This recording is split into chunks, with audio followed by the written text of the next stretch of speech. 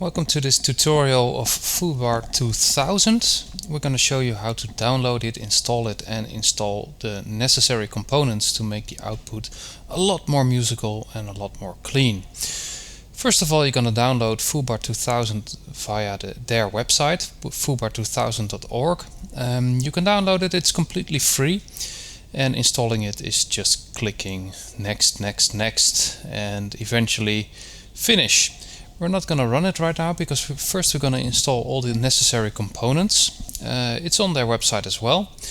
So first of all, the ACO support and the Wasabi support. That will make the output a lot cleaner and more musical because now Foobar has direct access to the audio components like your USB deck or the sound card. If you don't install them, all the audio will go through the audio kernel in case of Windows, and with Mac and Linux I think it's the same. We wanted to install the DSD plugin, but it's not available on their website, so first we're going to install the memory, the RAM disk component, and that will load the complete track in the memory. The DSD plugin will be available on another website we're going to show you right now. We found it on the nativedsd.com website, but that one links to SourceForge, so you can go to sourceforge.net and search for the DSD plugin there as well. If you have trouble downloading it, just choose another mirror, and we choose the German mirror, and it worked flawlessly. So if you don't get a download, just try another mirror. We downloaded it, we get a zip file, and we have to unzip the archive, and then we get the component files necessary for the plugin. Installing them is very easy, just double click and it will install itself. And just click apply, and that's all you need, except for the DSD plugin, because you have to decompress the archive first.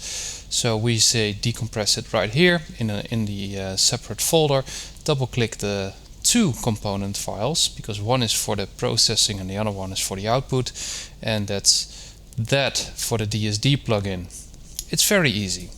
So now you have installed all the component files.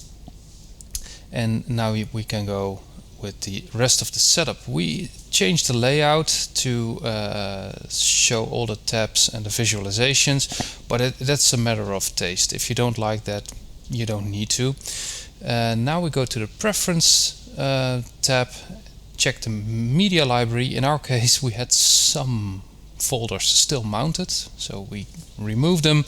We just need one file, and that's the music folder for all our music. It will take a while to scan them.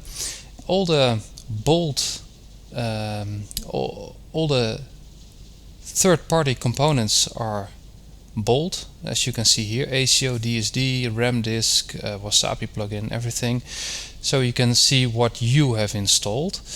If you want to change the playback or the output, you see that on the playback side, and on the output tab you see the devices. We advise you to use either ACO or Wasabi, both are fine, and choose your output. It can be your USB deck, can be the onboard sound card, whatever. And we changed the buffer length to 50 milliseconds, as low as possible. It sounds a little bit better. If you have trouble streaming, you can raise it up a little bit. And as you can see on the SACD or the DSD output side, we have a lot of options, and it's quite complex. Just play around with it. If the PCM sample rate doesn't work, you can check your Windows settings or maybe your Mac settings, because they have to be not the same, but at least there have to be some similarity. If we apply these settings, you will see that we had trouble with the output, because in our case our Windows settings didn't match this. So we didn't have 176 available, and it said we can't play this because it's not possible. Well, as you can see here, if we go to our device properties and we go to advanced, we see it's not high enough. So if we change that to 192, 24 bits or whatever, it will play. We'll show you later on. If we put in some extra tracks, we also checked some MQA tracks. They played fine. I don't know if they get unfolded completely, but if your sound card supports it, it will be possible, I think. And we pick another DSD file. So now it will play, as you can see. So check your Windows settings if it doesn't match or if you get some errors. All files played fine, even MQA, but we will check if MQA gets unfolded completely. If you have some issues, just let us know. These are the settings we use for Foobar. There are a lot of possibilities with this software. It's a very nice player, it's very user-friendly, and you have a lot of possibilities. Thank you for watching, and see you next time.